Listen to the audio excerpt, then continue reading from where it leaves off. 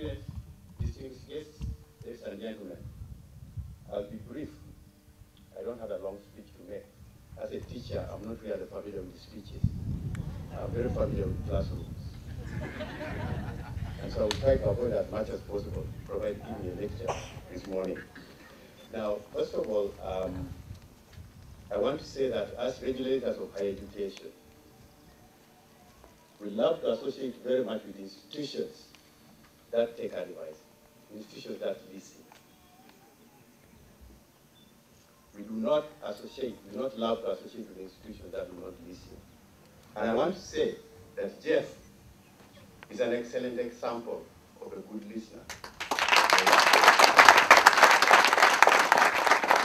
When he filed his application for a license with us some 3 years ago, we constituted a team to go and check his institution out.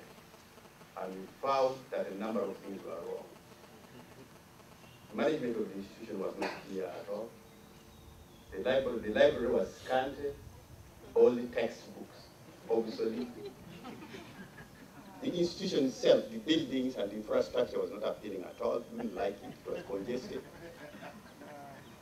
And many other shortcomings. So we advised him and said, look, if you want a license from the National Council for Education, correct the following, and we shall come and check you out.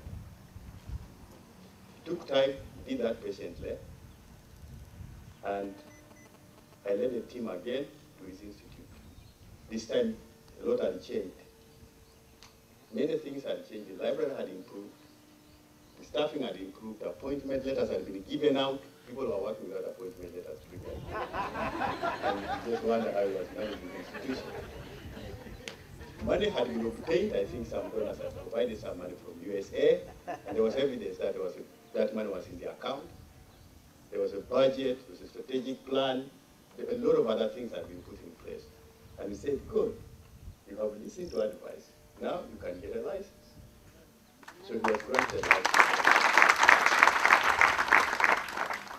I want to say that there are many institutions that are run by people who do not take advice. They work outside professional standards. You know these institutions, and we have a big challenge trying to put them right. And I want to implore the Gaba Institute to become a model to which we can point whenever we confront these institutions. To become a model of an institution for religious expression and practice in this country. That will build future leaders for the country. You have done quite well, and as you can see, there's a compound now, a bigger compound. I can walk without any problem. And I've parked my vehicle on the other side, there's plenty of parking space. In the other place, there was nowhere to park, I was parking somewhere in the veranda or something. That was not very good at all. And so I think that we are really seeing growth here. Now, what I want to advise is that Jeff does not stop here. We just don't need a good institution. We want an institution that improves all the time. Each time that we come here, something should have changed. Each time we come here, we should appreciate some change. There has to be continuous change and positive change at that, not just any change. And that's quite a challenge. You must guard against short-termism. The problem with most institutions in this country is that proprietors want the money here and now, particularly those which are here to us with money. Here and now, they do not take a strategic view of their institutions, and therefore they will never grow. And so it's very important that you take a strategic view of this institution. It is started and it's going to live, I suppose, for hundreds and hundreds of years. Your job is simply to add your voice to the institution and make sure that you leave a good institution behind for those who will take it up.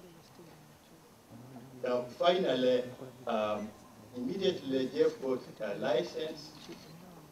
He raised the issue of a university.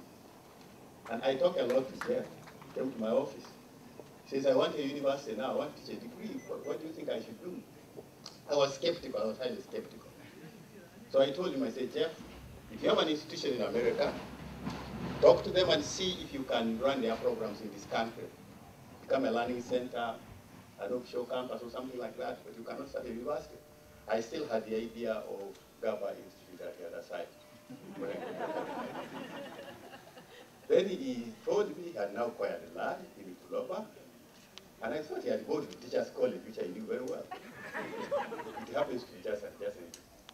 Then he took trouble to come and bring me over here, so I came here and found people working on the buildings and so on. And I was actually impressed. Now, you've all listened that Jeff is thinking of a university here, but I think I want to give him my advice. And I think that's the most important point I would say this morning.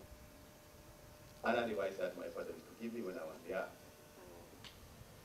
He used to cite a saying among the Baganda that Genda Polam Pola Tukawala.